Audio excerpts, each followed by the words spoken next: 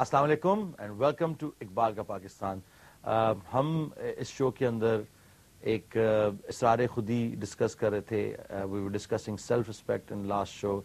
بہت ساری ایسی چیزیں سامنے آئیں, انسانوں کو ڈسپلن اور اقبال کا جو کانسیپٹ تھا انسانوں کو بہتر انسان بنانے کا, وہ سب کچھ ڈسکس ہوا. میرا پہلا سوال اس شو کے شروع ہونے سے حکیم صاحب کے ساتھ یہ ہوگا, جو کہ obviously he does most of the research and we're going to find out کہ جو جس زمانے میں اسرار خودی لکھا گیا یا لکھا جا رہا تھا, اس وقت گلوبل اور لوکل, انڈین لوکل کیا پس منظر میں کیا چل رہا تھا, اور کیوں, why that thought process came out. Ali, this is very interesting کہ آپ علامہ اقبال کی شاعری کو جب ان کے پس منظر میں دیکھتے ہو, اس سرکمسٹانسز اور اس انوائرمنٹ میں دیکھتے ہو, تو even that it self is fascinating study of history.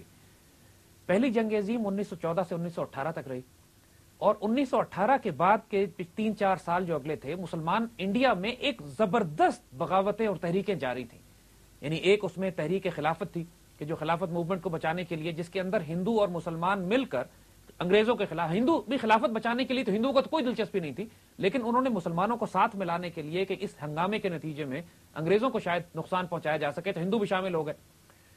دوسری ایک تحریک تھی تحریک ترک موالات, یعنی بیسکلی اس کو آج کے الفاظ میں کہیے کہ برٹش سسٹمز کا, برٹش گورنمنٹ کا بائیکاٹ کرنا, ان سے احتجاجی طور پر تعلق توڑ لینا, ان سے خطابات واپس کر دینا, نوکریوں سے ریزائن کر دینا, برٹش گورنمنٹ سے اپنے آپ کو دور کر لینا. اور تیسری تحریک جو اس زمانے میں شروع ہو گئی تھی 1918-19 کے آس پاس میں, کہ جہاں پر جس کو تحریک ہجرت کہتے ہیں, یعنی جمعیت علماء ہند نے وہاں فتویٰ دے دیا کہ چونکہ انگریز حکومت ایک کافر حکومت ہے, لہذا تمام مسلمان ہجرت کر کے افغانستان چلے جائیں, جو کہ ایک اسلامی ملک ہے. یہ ایک بہت پروفاؤنڈ فینومینا ہے جس کو سمجھنے کی ضرورت اس لیے ہے کہ علامہ اقبال نے پریکٹیکلی اس تمام موومنٹ سے, اس تمام پیریڈ سے, ایک طرف یورپ میں فرسٹ ورلڈ وار ہو رہی تھی جس میں انسان بری طرح ایک دوسرے کو قتل کر رہے تھے, Iqbal completely disconnected himself from the world in those times, اور انہوں نے اپنا سارا فوکس کر لیا اپنی ان 2 کتابوں کو لکھنے پہ, اسرار خودی اور رموز بے خودی, دی سیلف ڈسکوری, اسی پیریڈ میں کہ اپنے آپ کو ڈسکور کس طرح کرنا ہے. اور جب ایک انڈیویجول اپنے آپ کو ڈسکور کر کے ایک مرد مومن, ایک مرد شاہین, ایک دلیر, ایک درویش کے مقام پر پہنچے گا, تو پھر اس طرح کے لوگ مل کر کلیکٹیولی کیا ریسپانس ڈیولپ کریں, جو رموز بے خودی میں انہوں نے 1918 میں پبلش کی.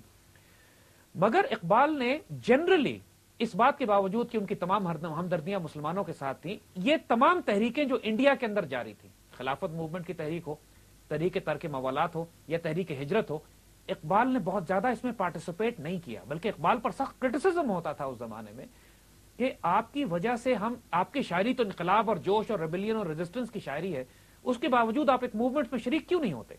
اور یہاں پہ یہ کلاس ماسٹر پیس ہے اقبال کے, جو ویژنری ہونے کی جو مثال نظر آتی ہے وہ اسی بات پہ کہ دیکھو, ایک ویژنری کا کمال یہ ہوتا ہے کہ وہ اپنے زمانے, سرکمسٹانسز اور حالات کے مطابق دیکھ کر رسپانس ڈیولپ کرتا ہے, غصے میں ریئیکشن بلڈ نہیں کرتا.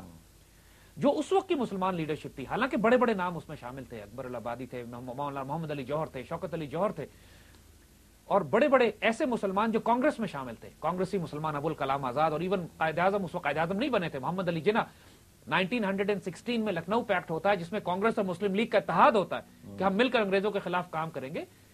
علامہ اقبال نے اس زمانے میں جو شاعری کی, اس میں انہوں نے محمد علی جناح کو کرٹیسائز کیا, اور حتیٰ کہ آغا خان کو کرٹیسائز کیا, بیکاز آغا خان ہے, محمد علی جناح, آغا خان مسلم لیگ کے لیڈر تھے, محمد علی جناح کانگریس کے لیڈر تھے. ان کو کرٹیسائز کیا کہ یہ جو تم لوگ کر رہے ہو اس سے کام نہیں بنے گا, this is not going to work, this is wrong strategy کہ کانگریس اور مسلم لیگ مل کر کام کریں. دوسری طرف انہوں نے جو انڈیا میں خلافت موومنٹ تھی, فار ایگزامپل, یعنی ایک بڑا لطیفہ ہے یہاں پر کہ مولانا محمد علی جوہر ایک دفعہ جیلیں کاٹ کر علامہ اقبال سے ملنے کے لیے ان کے گھر پہنچے, تو علامہ اقبال اپنے گھر پہ سکون سے بیٹھے ہوئے حقہ لگا کے چارپائی پہ مزے کر رہے, تو انہوں نے دوستی بہت تھی دونوں میں. تو محمد علی جوہر نے باقاعدہ شکایتاً کہا اقبال سے کہ اقبال, تیری شاعری پڑھ پڑھ کے تو ہم سارے جیل چلے گئے, اور تو یہاں بیٹھا حقے کے سوٹے لگا رہا ہے, واٹس گوئنگ آن.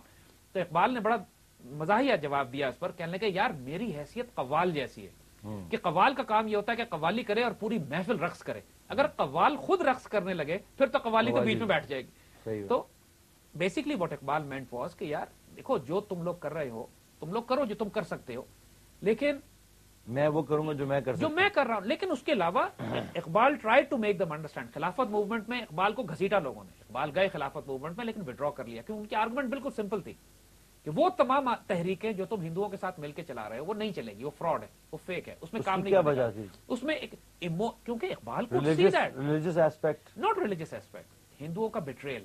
پہلی بات تو یہ کہ ان کو پتا تھا ہندو بٹرے کریں گے, جو کیا انہوں نے. اور دوسرا کیا وجہ تھی کہ پتا تھا ان کو کہ یہ ان کا دس از دا ویژن آف اقبال. یہی اقبال کا کمال ہے کہ جس کی وجہ سے وہ ان تمام لوگوں میں جو اس دور میں مسلمان لیڈرشپ تھی, he was a towering personality, he was a joint. اسی وجہ سے تھے کہ ان میں وہ غیر معمولی اسپرچل ڈائمینشن تھی, وہ غیر معمولی صلاحیت تھی, روحانی طاقت, ویژن موجود تھا. حدیث ہے کہ مومن کی فراست سے بچو کہ وہ اللہ کے نور سے دیکھتا ہے.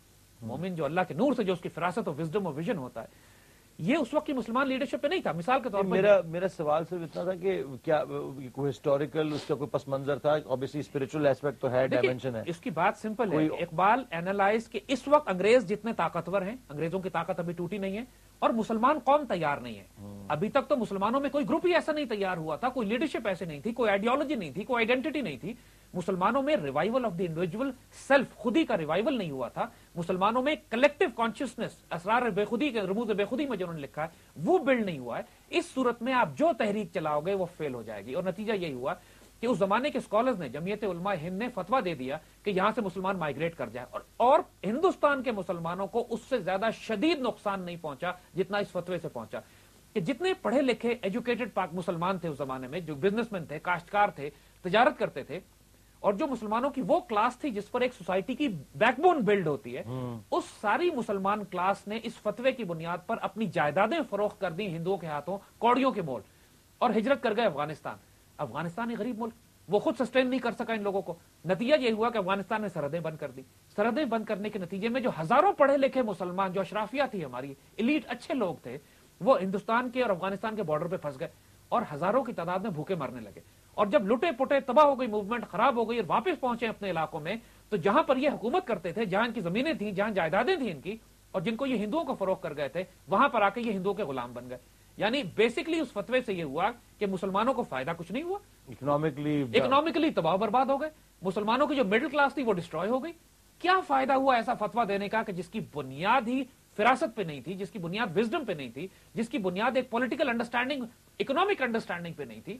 مسلمان لیڈرشپ کا اس زمانے میں یہ حال تھا, وہ ریئیکشنری. اس سمے آج بھی ہماری لیڈرشپ کا یہی حال ہے. اگر آپ دیکھیے تو اس وقت دنیا میں پرابلمز ہیں, مسلمانوں کو بڑی مشکلات ہو رہی ہیں, اور جو مسلمان پولیٹیکل گروپس ہیں یا ریلیجس گروپس ہیں وہ سب ریئیکشن میں ریئیکٹ کر رہے ہیں, جس کی وجہ سے خود مسلمانوں کو نقصان پہنچ رہا ہے. اب چاہے وہ گروپس ہوں جو ملیٹنٹس کہتے ہیں اپنے آپ کو, کسی کو تو دشمنوں نے پلانٹ کیا, اور بہت سے ایسے احمق ہیں ہماری صفوں میں جو پاکستان میں خود کو حملے کر رہے ہیں, پاکستان میں بامبنگ کر رہے ہیں. یہ وہ ریئیکشنریز ہیں کہ جو دلیل سے, بات کر کے, تبلیغ سے, اپنے روحانی وجود سے لوگوں کو متاثر نہیں کر سکتے. لہذا ہر بات کا جواب ان کا یہ کہ ایک بم پلانٹ کر کے اس گروپ کو ہی تباہ کر دو جو ہم سے اختلاف کر رہا ہے. ان جاہلوں نے اپنے ہی لوگوں کو تباہ کیا. ایسی سیاسی جماعتیں اور مذہبی جماعتیں جو ہر بات کے جواب میں اپنے ہی ملک کو آگ لگا دیتی ہیں, اپنے ہی ملک میں جلسہ جلوس کر کے تباہ برباد کرتی ہیں. بدتمیزی کی یا تنگ ناراض ہیں انگلینڈ پہ یا امریکہ پہ یا یہودیوں پہ, اور جلاتے اپنے ملک کو ہیں, اپنی بسیں جلاتے ہیں, اپنی سڑکوں کو آگ لگاتے ہیں, اپنے گھروں کو آگ لگاتے ہیں. یہ جو جاہل مسلمان لیڈرشپ آج بھی آپ کے آس پاس بس رہی ہے, یہ اس وقت بھی تھی, اور ان ساروں کے درمیان میں. بٹ ڈونٹ یو تھنک کہ یہ زیادہ تر کنٹرولڈ ہے یہ فینومینا, آل دیز گروپس جو باہر نکل آتے ہیں اور اسی طرح بدامنی پھیلاتے ہیں؟ یہ وہ بہت سے گروپ سپانسرڈ ہوتے ہیں, لیکن بہت سے اس میں بھی کوئی شبہ نہیں ہے کہ جینوین مسلم پولیٹیکل ریلیجیس گروپس جو آج کل آپ دیکھ رہے ہیں, جو سیاست میں ہیں یا کوئی how genuine are those? You see, ان میں سے بہت سے لوگ ایسے ہیں کہ جن کی نیت بری نہیں ہے. جس طرح خلافت موومنٹ پہ بہت سارے مسلمان تھے جن کی نیت بری نہیں تھی, وہ نکلتے تھے اپنے. مولانا محمد علی جوہر, شوکت علی جوہر پہ تو کوئی اعتراض نہیں کر سکتا, وہ دا فائنسٹ لیڈرشپ, بڑے سنسیئر لوگ تھے. لیکن وہ جس اسٹریٹجی پہ چل رہے تھے, جس ٹیکٹکس پہ کام کر رہے تھے, اس نے ناکام ہونا ہی ہونا تھا. اور اسی پر اقبال نے اعتراض بھی کیا ان کے اوپر, اور اسی وجہ سے اقبال کے خلاف بڑے لوگوں نے اس زمانے میں شدید طوفان بلڈ ہوا کہ مسلمان سارے ایک طرف جا رہے ہیں, اقبال الگ کھڑے ہوئے ہیں. اور اقبال جیسے لوگوں کا ہوتا ہی یہی ہے کہ وہ ایک چٹان کی طرح روشنی کا مینار بن کر کھڑے ہو جاتے ہیں. دنیا جو مرضی ان کے خلاف بات کرتی رہے, وہ بات کرتے ہیں جو مسلمانوں کے مفاد اور فائدے میں ہوتی ہے. اور یہ وہ پیریڈ تھا اقبال کا کہ جس میں وہ اپنی تھاٹ پروسیس بھی بلڈ کر رہے تھے, اور مسلمانوں کو یہ بھی سمجھانے کی کوشش کر رہے تھے کہ جب تک کہ تمہارے پاس ریسورسز بلڈ نہیں ہوتے, تم جو تحریکیں چلا رہے ہو یہ کام نہیں آئیں گی. Very nice. We're going to take a break. Once we come back, we're going to continue.